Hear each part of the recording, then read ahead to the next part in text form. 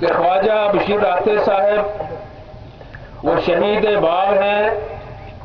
انہوں نے کل کے دن باغ کے عوام کے حقوق کی خاطر، باغ کے تاجروں کے حقوق کی خاطر جدوجہد کا آغاز کیا اور احتجاج کے لیے نکلے. اور ویسے بھی میں یہ سمجھتا ہوں کہ غصہ اور جذباتی شخص وہی ہوتا ہے جو غیرت مند ہوتا ہے، اور غیرت کا مظاہرہ کرتے ہوئے اپنی جان آخری کی سپرد کر دی اور اہل باغ کے لیے منزل کا تعین کر دیا. خواجہ بشیر راتر صاحب ایک مربی تھے، ایک سماجی شخصیت ہے. آپ خود دیکھیے کہ باغ کی تعمیر و ترقی کے حوالے سے بات ہو، باغ کے عوام کے مسائل سے بات ہو، گریٹر واٹر سپلائی کے حوالے سے بات ہو، باغ شہر کی سڑکوں کے حوالے سے بات ہو، سیوریج لائن کی ناقص تعمیر کے خلاف احتجاج کی بات ہو، خواجہ بشیر راتر نے لیڈ کیا ہے. اور باغ کی جامع مسجد کی تعمیر ہو، دینی اداروں کی تعمیر ہو، مولانا سید عطا اللہ شاہ صاحب، حاجی زمان صاحب اور حافظ عبداللہ صاحب کے ساتھ مل کر جدوجہد کی. وہ ایک عظیم شخصیت تھے. میں یہ سمجھتا ہوں کہ ان کی وفات کے بعد آج باغ ویران ہے. شاید کسی شاعر نے انہی کے بارے میں کہا تھا، خواجہ بشیر راتر کے بارے میں کہا تھا کہ بچھڑا کچھ اس ادا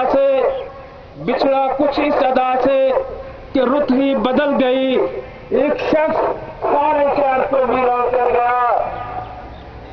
میں یہ سمجھتا ہوں کہ جب ہم کانفرنس کے اندر موجود تھے، میرے ساتھی دوست بھی موجود تھے، تو پیغام آیا کہ جناب خواجہ بشیر راتر صاحب آپ کو بلا رہے ہیں کہ کاش ہم وقت پر پہنچتے، ان کی آواز پر لبیک کہتے. اور میں یہ سمجھتا ہوں کہ ہم بھی ان کی آواز پر اس انداز سے لبیک نہ کہہ سکے. اور یہ جو معاشرت پسندی ہے، حق کو حق بات کہنے کا اظہار وہ ہونا چاہیے. اور میں یہ سمجھتا ہوں کہ جب تک ہم اہل باغ ایک خدا کو نہیں مانیں گے اور دنیاوی بتوں کی پوجا کرتے رہیں گے تو ہمارے مسائل حل نہیں ہوں گے. میں یہ سمجھتا ہوں کہ خواجہ بشیر راتر صاحب نے ایک محنت کش کی حیثیت سے، ایک تاجر کی حیثیت سے جو کردار ادا کیا، وہ باغ کے سیاستدانوں کو، باغ کے حکمرانوں کو، باغ کے تمام تاجروں کو، باغ کے تمام صحافیوں کو وہ کردار ادا کرنا چاہیے. اور باغ کی تعمیر و ترقی کے لیے انہوں نے اپنی جان آفری کے سپرد کرتے ہوئے آپ باغ والوں کو ایک پیغام دیا ہے. اور انہوں نے کہا کہ غیرت کا مظاہرہ کرو، حق کے لیے لڑو، حق کے لیے آواز بلند کرتے ہوئے اپنی جان کو قربان کر دو. اور میں یہ سمجھتا ہوں کہ وہ شہید باغ ہیں اس لیے کہ انہوں نے عوام کے حقوق کے لیے جان دیں.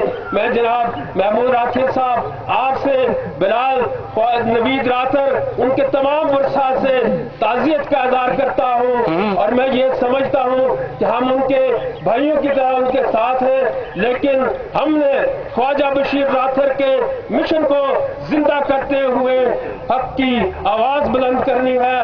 اور میں اس پر اجازت چاہوں گا. رکے تو چاند، چلے تو ہواؤں جیسا تھا.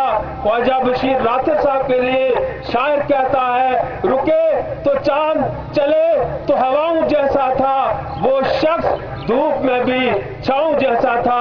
وآخر دعوانا ان الحمدللہ رب العالمین.